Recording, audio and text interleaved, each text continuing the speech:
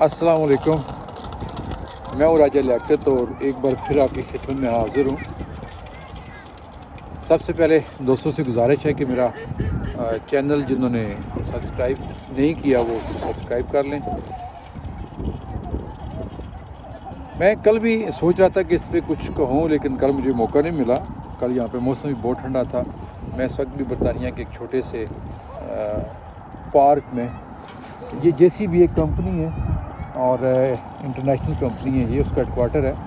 یہ پوری دنیا میں ان کے آفسز ہیں اور میں وہاں کھڑا ہوں۔ انہوں نے ایک پارک بھی بنایا پبلک کے لیے، وہاں پہ کھڑا ہوں۔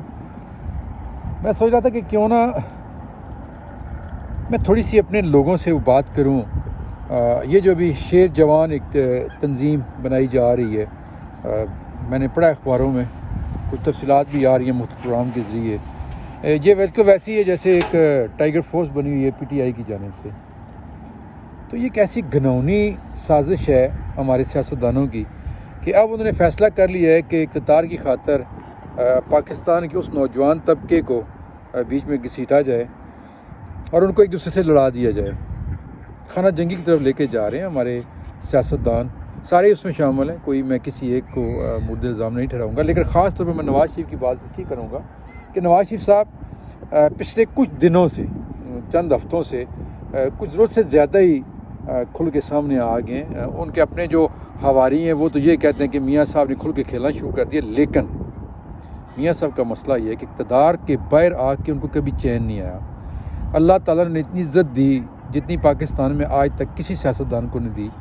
ایک ریکارڈ بنایا انہوں نے کہ 3 بار وہ پاکستان کے وزیر اعظم بنے۔ انہوں نے کبھی یہ نہیں سوچا کہ انہوں نے ان 3 بار وزارت عظمیٰ کے دوران اپنی اس پبلک کے لیے کیا کیا جنہیں اب یہ بغاوت پہ اکسا رہے ہیں، جنہیں یہ کہہ رہے ہیں کہ اب گھس جاؤ، توڑ دو، پھوڑ دو۔ میں پاکستانیوں سے صرف ایک بات کرنا چاہتا ہوں، میرے بچے بھی چونکہ پاکستانی ہیں، وہ بھی وہاں رہتے ہیں، تو مجھے ان کی طرف سے بھی بڑی فکر رہتی ہے کہ آنے والے وقت میں، فیوچر میں ان کا کیا بنے گا، ان کا کیا مستقبل ہوگا، وہ کیسے سروائیو کر پائیں گے۔ ذرا غور کریں تو میاں نواز شریف جب اقتدار میں ہوتے ہیں، ان کی پارٹی اقتدار میں ہوتی ہے، تو وہ خود وزیر اعظم ہوتے ہیں۔ بھائی ان کے ماشاءاللہ پنجاب کے سب سے جو بڑا صوبہ سمجھا جاتا ہے، جو کہا یہ جاتا ہے کہ جو پنجاب میں حاکم ہے وہ پورے ملک میں حاکم ہے، پنجاب میں وہ ہوتے ہیں۔ اقتدار سے باہر ہوں تو پارٹی کے لیڈر کا اپنے نواز شریف ہوتے ہیں، اپوزیشن لیڈر میاں شہباز شریف ہوتے ہیں، اور پنجاب میں حمزہ شہباز ہوتے ہیں۔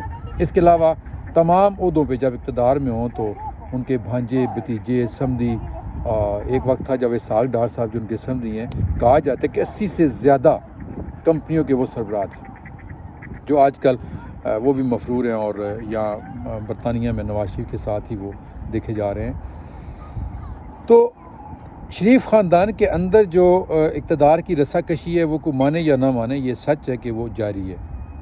مریم نواز جا کے حمزہ شہباز شریف کو گلے لگائیں یا اپنے چچا کے گلے لگیں، یہ اب صرف ایک کیا کہتے ہیں گونگلوؤں سے مٹی جھاڑنے والی بات ہے۔ دنیا کو پتہ چل گیا ہے، سمجھ آ گئی ہے کہ ان کے درمیان اب، اور میں سمجھتا ہوں کہ اس میں سب سے زیادہ جو نقصان ہو رہا ہے وہ میاں شہباز شریف کا ہو رہا ہے۔ میاں شہباز شریف اس وقت جیل میں ہیں، ان کا بیٹا جیل میں ہے، ان کی بیوی پہ مقدمات ہیں، لیکن میاں نواز شریف لندن میں بیٹھ کے بڑے آرام سے وہاں پہ وہ اپنی سیاست کر رہے ہیں۔ میں سمجھتا ہوں کہ میں اگر بھائی ہوتا، میں شہباز شریف ہوتا، میں نے اتنی قربانیاں دی ہوتی تو میں کبھی یہ تصور بھی نہیں کر سکتا تھا کہ میرا بھائی مشکل وقت میں لندن میں بیٹھ کے وہ سیاست کرے، لیکن ایسا ہو رہا ہے۔ میں سمجھتا ہوں کہ میں اگر نواز شریف ہوتا تو میں کبھی بھی اپنے بھائی کو جیل کی صحبتوں میں چھوڑ کے، اس کے بیٹے کو جیل میں چھوڑ کے میں خود کبھی بھی ادھر یہاں نہ ہوتا۔ میں وہاں جاتا، میں خود بھی جیل میں جاتا اور میں عدالتوں کا سامنا کرتا۔ لیکن افسوس کہ ہمارے حکمران، ان کا مسئلہ یہ ہے کہ جب یہ عدالتیں ان کے حق میں کوئی فیصلہ کرتی ہیں تو عدالتیں بہت اچھی ہو جاتی ہیں، اور اگر عدالتیں ان کے خلاف فیصلہ کرتی ہیں کرپشن کیس میں یا کسی اور چیز میں، تو وہ کینگرو کورٹس بھی ہو جاتی ہیں، اور وہ ایسی کورٹس ہوتی ہیں جن کے ججز صرف دستخط کرتے ہیں، اور یہی لوگ کہتے ہیں، یہی نواز شریف کہتے ہیں کہ فیصلے کہیں اور لکھے جاتے ہیں۔ آپ میری بات سمجھ رہے ہوں گے کہ میرا اشارہ کس طرف ہے۔ لیکن اس وقت جو صورتحال ہے، میرے خیال میں، جو میں نے پاکستان کے بارے میں تاریخ پڑھی ہے 1947 سے لے کے اب تک، یہ اس وقت انتہائی خطرناک ترین صورتحال ہے۔ اپنے اقتدار کو واپس لینے کے لیے نواز شریف اب تمام حدیں کراس کر چکے ہیں۔ فوج کے اندر بغاوت کرانے کے لیے وہ ان کو اکسا رہے ہیں، اداروں کو لڑانے کے لیے وہ اکسا رہے ہیں۔ پولیس نے ایک ریئیکٹ کیا ایک آئی جی کے معاملے پہ، تو اس پہ اپوزیشن نے بہت زیادہ یہ باتیں کی کہ پولیس نے بہت اچھا کیا اور یہ ہوا اور وہ ہوا، لیکن یہ وہی پولیس ہے جس کے ہاتھوں ماڈل ٹاؤن میں لوگ مروائے گئے۔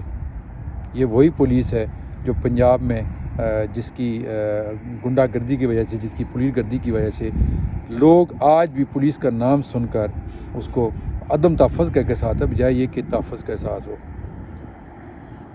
تو میری ساری باتوں کا مطلب میں صرف یہ کہنا چاہتا ہوں کہ کاش ہماری قوم، ہمارے نوجوان خاص طور پہ جن کو اب ایک نئے چکر میں ڈال کے ذرا سوچیں نا کہ نواز شریف کے اپنے بیٹے کیوں آ کے لیڈ کریں نا، چلیں آ کے لیڈ کریں، شیر جوان فورس کو آ کے لیڈ کریں۔ عمران خان کے بچے وہ آ کے ٹائیگر فورس کو لیڈ کریں۔ مولانا فضل الرحمان کے بچے، مدرسوں کے جو بچے ہیں جن کو دہشت گردی کی آگ میں جھونکا جاتا ہے تو توہین رسالت کے نام پہ ان کو مروا دیا جاتا ہے، وہ اپنے بچوں کو کیوں لے کے نہیں آگے آتے؟ ان کے اپنے بچے تو باہر ہیں۔ نواز شریف اپنے بچوں سمیت کیوں پاکستان نہیں آ رہے؟ ان کا بزنس یہاں پہ ہے، ان کی نیشنلٹیاں یہاں پہ ہیں، اور پاکستان میں جب بھی کوئی مسئلہ ہوتا ہے تو وہ بھاگ کے یہاں لندن آ کے بیٹھ جاتے ہیں، امریکہ چلے جاتے ہیں، دبئی میں جا کے بیٹھ جاتے ہیں۔ اس لحاظ سے میں کہتا ہوں کہ آصف زرداری ان پہ جتنے بھی کرپشن کے الزامات ہیں، جو بھی ان پہ الزامات ہیں، لیکن کم از کم ایک بات ان کی میں تعریف کرتا ہوں کہ وہ نہ صرف خود پاکستان میں بلکہ ان کا اکلوتا بیٹا بھی پاکستان کے اندر ہے، اس کی زندگی کو خطرات بھی ہیں۔ وہ اچھا ہے، برا ہے، لوگ اس کا مذاق اڑاتے ہیں، جو بھی ہے، لیکن پاکستان کی ایک بڑی پارٹی کو لیڈ کر رہا ہے۔ کیا آصف زرداری کے لیے مشکل ہے کہ وہ اپنے بیٹے کو امریکہ بھیج دے، اپنے بیٹے کو لندن بھیج دے، اپنے بیٹے کو دبئی بھیج دے؟ لیکن نہ وہ خود ملک سے باہر گیا ہے اور نہ اپنے بچے کو باہر بھیجا ہے، نہ اپنی بیٹیوں کو باہر بھیجا ہے۔ تو نواز شریف تو اپنی ایک بیٹی کو باہر بلوانے کے لیے مریم کو وہ تمام اخلاقی، وہ تمام آئینی، وہ تمام قانونی حدود پار کر چکے ہیں جن کا حوالہ وہ عمران خان کے دھرنے کے دوران دیا کرتے تھے۔ تو پاکستانی نوجوانوں، یہ بات بڑی سوچنے والی ہے کہ کیا آپ کسی کے بیٹے نہیں ہیں؟